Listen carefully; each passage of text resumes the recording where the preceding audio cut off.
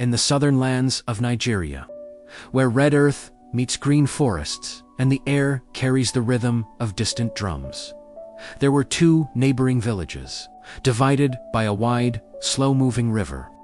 On one side was Abini village, known for its warmth, laughter, and open hearts. No stranger stayed hungry, and no neighbor was ever abandoned. Across the river stood Dirojai village wealthy in land and harvest, but cold in spirit. Doors stayed shut, hands stayed closed, and kindness was rare.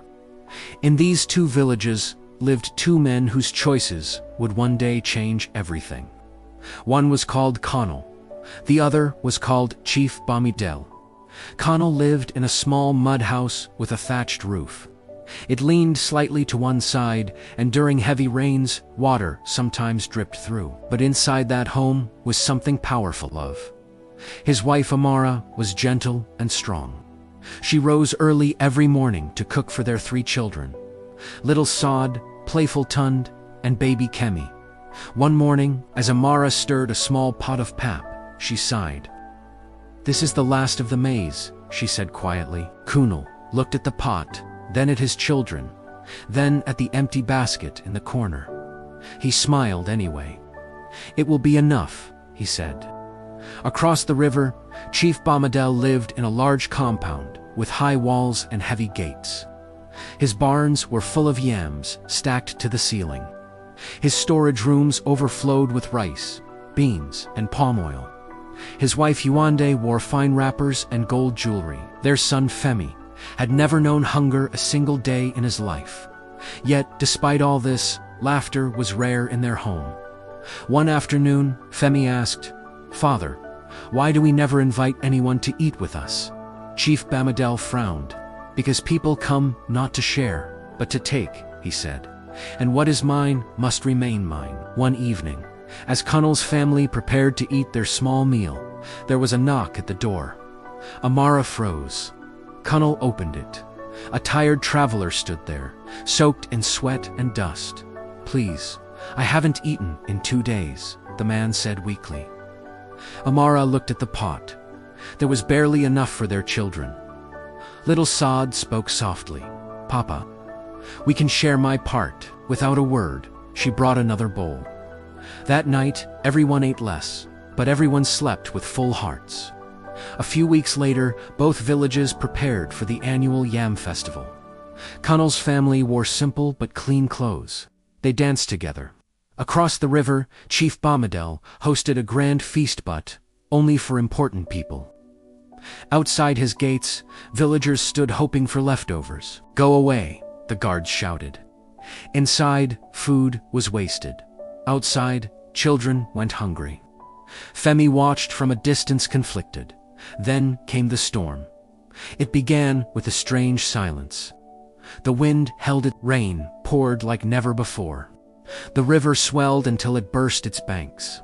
Water rushed into both villages. Homes collapsed. Farms were destroyed. Food was washed away. And in a single night, everything changed. Kunle's family huddled together as rain leaked through their roof. "Papa, I'm hungry," little Tund whispered. Then there was another knock. It was a neighbor, an old woman, trembling with fear. "Please, I have nowhere to go," she said. Kunle closed his eyes for a moment. Then he stepped aside. "Come in," he said. Meanwhile, Chief Bamidele sat inside his secure compound. Villagers knocked on his gates. "Chief, please help us," he shouted back. "Go away. I cannot help everyone," Bamidele snapped. "If we start giving, we will have nothing left." Days passed. Hunger spread. In Kunle's village, people gathered together, pooling whatever little they had left. In Bamidele's village, people began to fight. Trust disappeared. One night, Femi heard a faint cry. A young boy lay on the ground, too weak to stand.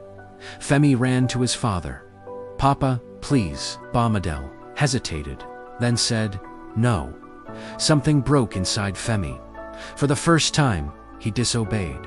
He opened the gate. Femi helped the boy inside and gave him food. When Bamidele saw this, he was furious. But then he saw the boy eat. Slowly, gratefully, with tears in his eyes, and suddenly Bamidele remembered something he had long forgotten, what it felt like to be human. The next morning, Bamidele walked to his storerooms. He stared at the mountains of food. Then he walked to the gate and opened it. "Let them come," he said quietly. Bamidele watched as his food was shared. Strangely, instead of fear, he felt relief. Weeks later, when the storm had passed, Bamidele crossed the river to meet Kunle. He found him repairing his broken home with neighbors. "Why do they help you?" Bamidele asked. Kunle smiled. "Because I helped them when I could." Bamidele looked around. There was no wealth here, but there was something stronger: unity. In time, both villages rebuilt. Chief Bamidele changed. Femi grew into a man who never turned anyone away. Kunle remained as he always was, a man rich in heart. A closed hand may protect what it has, but an open hand creates what it never had before. It is not the food in your barn, nor the money in your pocket that makes you truly rich. It is the lives you touch,